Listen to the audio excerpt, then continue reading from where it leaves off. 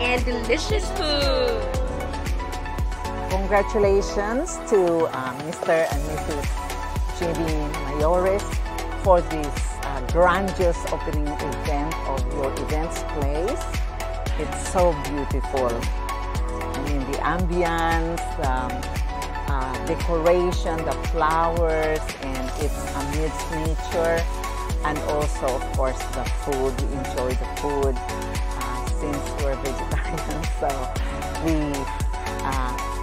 usually it's difficult for us to be filled, but we really enjoyed the food. It was delicious and healthy.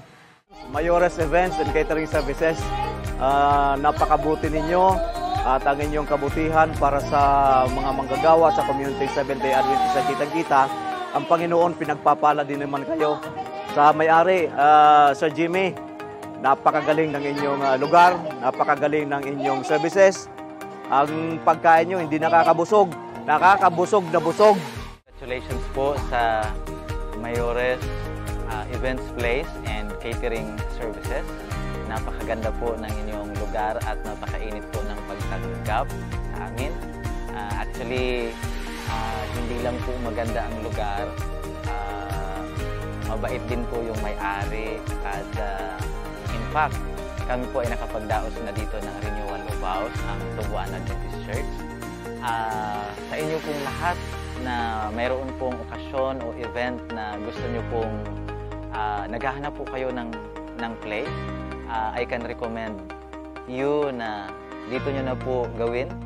At sa pagkain naman po ay hindi po kayo mabibigo. Masarap po ang pagkain nila. At again, napakaaliwalas po ng kanilang lugar. God is good all the time. So finally, congratulations sa Mayores Event, Place and Catering Services na ina-open po natin today.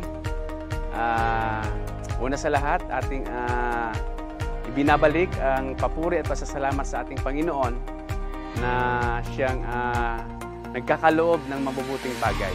Kaya anuman po ang nakita natin ngayon, ito po ay kapahayagan ng kabutihan ng Diyos sa aming pamilya na siyang talagang gumabay sa amin upang magkaroon ng ganitong events place. So, kaya thank you Lord sa lahat ng bagay na ito. Kung hindi po dahil sa inyo, so wala po ito. Kaya ang papuri ay binabalik po namin sa inyo at ang parangal.